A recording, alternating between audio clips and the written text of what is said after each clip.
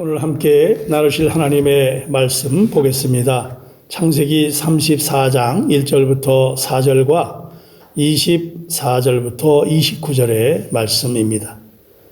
레아가 야곱에게 낳은 딸 디나가 그 땅의 딸들을 보러 나아갔더니 히위 족속 중 하몰의 아들 그 땅의 주장 세겜이 그를 보고 끌어들여 강간하여 욕되게 하고 그 마음이 깊이 야곱의 딸 디나에게 연연하여 그 소녀를 사랑하여 그의 마음을 말로 위로하고 그의 아버지 하몰에게 청하여 이르되 이 소녀를 내 아내로 얻게 하여 주소서 하였더라.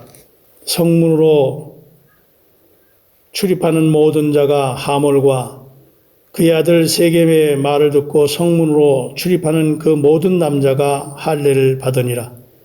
제3일에 아직 그들이 아파할 때에 야곱의 두 아들 디나의 오라버니 시몬과 레히가 각기 칼을 가지고 가서 몰래 그 성읍을 기습하여 그 모든 남자를 죽이고 칼로 하몰과 그의 아들 세겜을 죽이고 디나를 세겜의 집에서 데려오고 야곱의 여러 아들이 그 시체 있는 성읍으로 가서 노략하였으니 이는 그들이 누이를 더럽힌 까닭이라.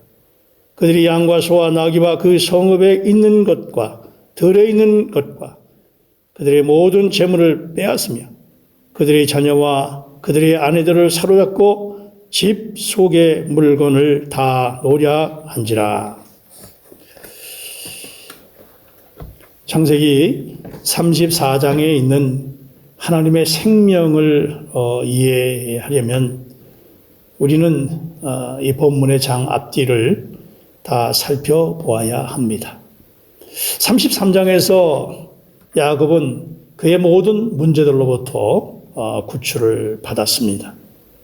20년 동안 라반의 압박 아래서 종사일을 하면서 말할 수 없는 고생을 했지만 하나님의 도우심으로 야곱은 외삼촌 라반의 집을 떠날 수 있었지요. 그리고 하나님은 야곱에게 내 조상의 땅 내 족속에 돌아가라고 말씀하셨고 또 야곱은 아버지 이삭이 살고 계신 고향의 땅 헤브론으로 돌아가려고 하는 마음을 먹었습니다.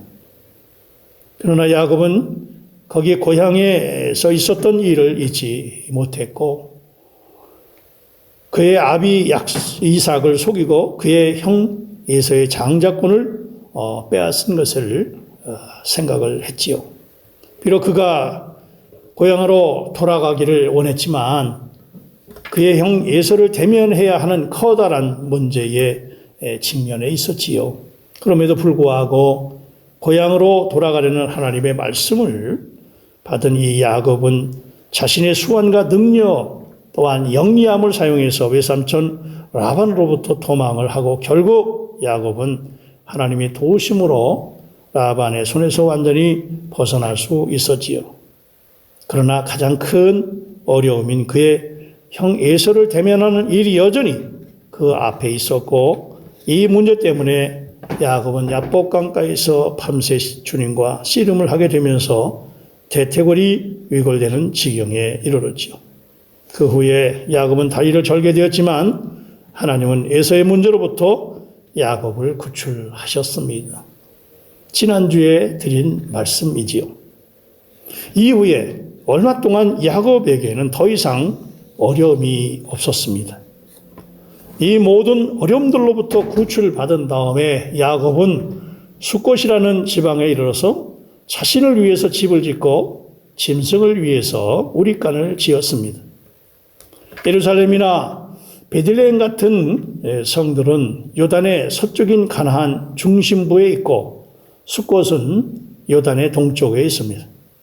그러므로 야곱이 숫곳에 있었다고 하는 것은 야곱이 아직 가나안 땅에 진입하지 못했고 아직 요단강을 건너지 않았음을 의미합니다. 야곱은 33장 18절에 가서야 가나안 땅에 있는 세겜성에 도착하게 되는 것을 보게 됩니다.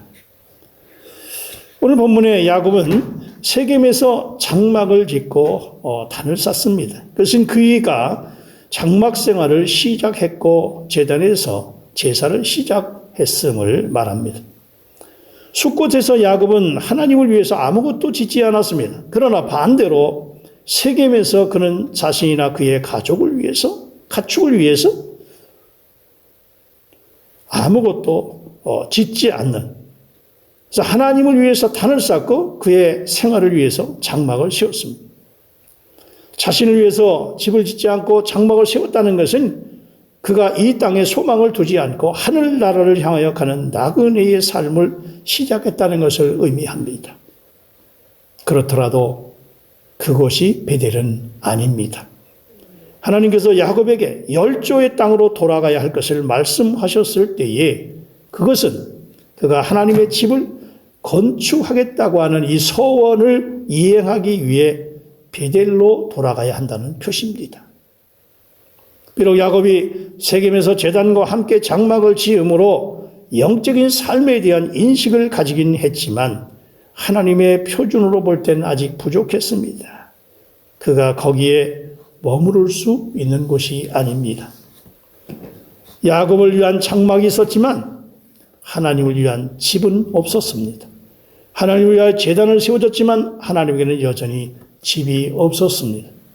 여기서 하나님의 집이라고 하는 것은 사람의 집과 같은 어떤 건물을 말하는 것이 아니라 하나님을 섬기는 개개인이 서로 모이고 연대해서 하나의 단체가 되고 나라가 되는 것을 의미하는 것입니다. 야곱이 세겜의 삶은, 이 세겜에서의 삶은 이전보다 조금 나아지긴 했지만 그는 여전히 환경의 다루심을 받을 필요가 있었습니다. 왜냐하면 그가 아직 베델로 돌아오지 않았기 때문입니다. 야곱은 세겜에서 땅도 사고 장막도 세우고 매우 행복하게 만족했음이 틀림이 없습니다.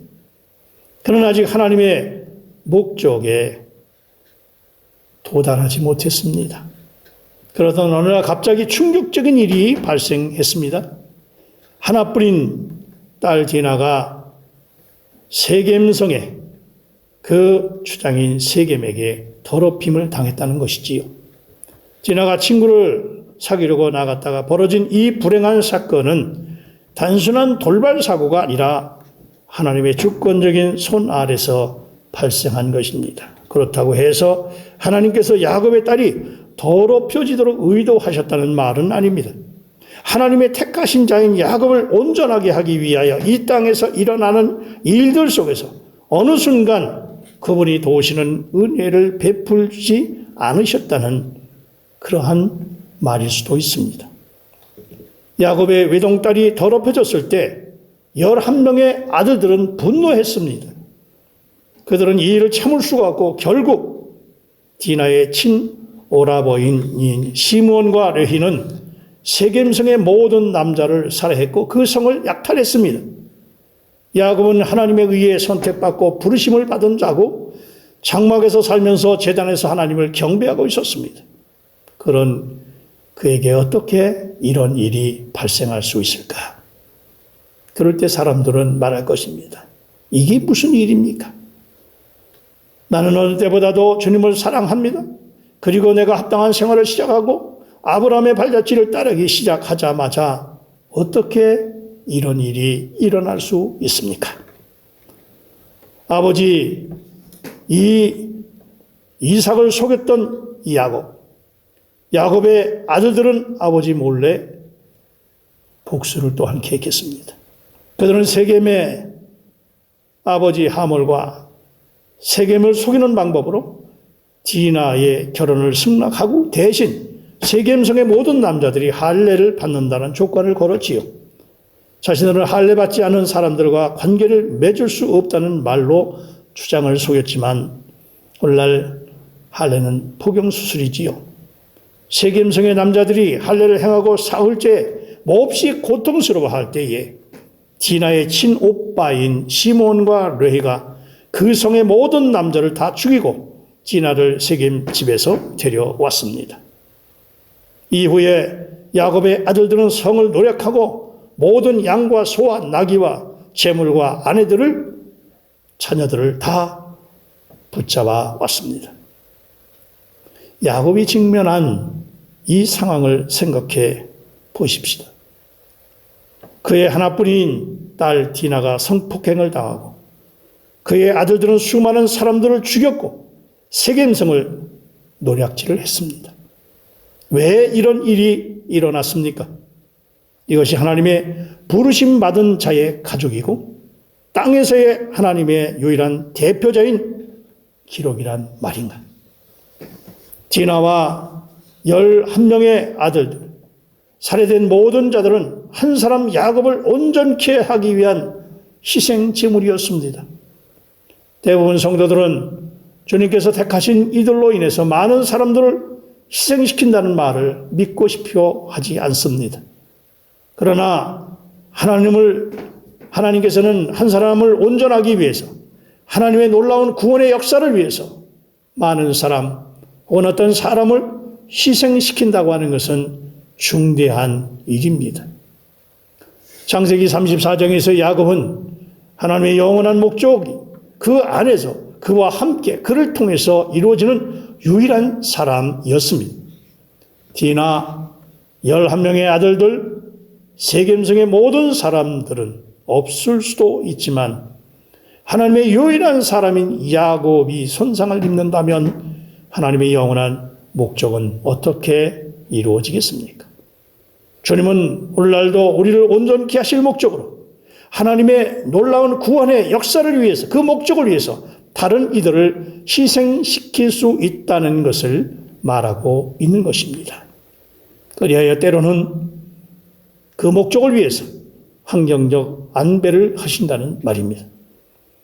34장 30절에서 야곱은 두 아들 시몬과 레위에게 말합니다. 너희가 내게 화를 끼쳐 나로 하여금 이 땅의 주민 곧 가나안 족속과 브리스 족속에 악취를 내게 하였도다. 나는 수가 적은즉 그들이 모여 나를 치고 나를 죽이리니 그러면 나와 내 집이 멸망하리라. 야곱은 세겜에서 모든 평안이 사라진 상황에 처하게 된 것입니다. 그는 아마 더 이상 깊이 잠들 수 없었을 것이고 더 이상 세겜에 머무를 수 없었을 것입니다. 그러한 때에 35장 1절에 하나님은 야곱에게 말씀하셨지요. 일어나 베델로 올라가서 거기 거주하며 내가 내 형 에서의 낯을 피하여 도망하던 때 내게 나타났던 하나님께 거기서 제단을 쌓으라 라고 말씀하신 것입니다. 야곱에게 발생했던 모든 일 후에 야곱은 하나님께서 말씀하신 모든 것을 받아들일 수가 있었습니다. 세겜에서 야곱에게는 모든 것이 죽었지만 하나님의 그 갈망, 하나님의 이 놀라운 구원의 역사를 만족시킬 수가 없었습니다. 그렇더라도 34장에서의 어려움 전에는 하나님이 야곱에게 그러한 것을 하나님의 어떠함을 말씀하실 수가 없었습니다. 왜냐하면 평안할 때 하나님께서 야곱에게 베델로 올라가라고 말씀하셨다면 야곱이 순종하지 않을 것을 아셨기 때문입니다. 우리가 평안할 때에 세상 사는 재미에 취해 하나님의 음성을 듣지 못하고 하나님의 갈망, 하나님의 목적을 헤아리지도 못한 채 거기에 안주하고 있을 때가 있다는 말이지요. 보통 우리는 어려운 환경 안에 있지 않고는 하나님의 말씀을 들으려고 하지 않습니다. 하나님은 우리에게 헛되이 말씀하실 만큼 어리석지 않으시고 오히려 그분은 우리에게 어떤 일이 일어나기를 기다릴지도 모르겠습니다. 하나님은 야곱에게 베델로 올라가라고 말씀하셨습니다. 그러나 지리적으로 볼 때 베델은 세겜의 남쪽입니다. 하나님께서 세겜의 남쪽에 있는 베델로 내려가라 말씀하지 아니하고 베델로 올라가라고 말씀하신 이유는 베델로 가는 것이 하나님의 그 목적의 수준에 올라가는 것이기 때문입니다. 하나님께서 야곱을 라반에게서 에서에게서 구출하여 주신 것은 야곱이 꿈꾸었던 장소, 즉 하나님을 위하여 집을 짓겠다고 서원한 그 장소로 돌아오게 하기 위함입니다. 세겜은 야곱의 정착지나 야곱이 가야 할 목적지가 아닙니다. 세겜은 단지 야곱이 베델로 가는 통로일 뿐입니다. 이 이야기를 우리는 야곱에 관한 이야기로만 취급하겠습니까? 우리 모두는 다 야곱들이기 때문에 우리는 이것을 각자 자기의 전기로 취해야 합니다. 우리도 또한 야곱과 같이 우리의 맹세와 우리의 헌신을 잊고 있는 것은 아닌지 점검해 보아야 된다는 말이지요. 우리도 어려움과 시련의 시간에는 주님께 서원을 했었습니다. 만일 하나님이 나를 이 어려움으로부터 무사히 옮겨주신다면 나는 내 자신을 하나님께 헌신하고 여호와 하나님을 나의 하나님으로 취하고 하나님을 위하여 거처를 건축할 것입니다. 우리 모두는 이와 유사한 맹세를 해왔지만 이행하지 않을 수도 있습니다. 이것을 볼 때 우리는 모두가 야곱들이고 사실상 야곱의 역사는 우리의 자서전입니다. 우리의 맹세를 이용하고 우리의 헌신을 이행하기 위해서는 한 명의 딸, 11명의 아들, 세겜, 하몰 그리고 다른 많은 사람들의 일들의 희생이 요구될지도 모르겠습니다.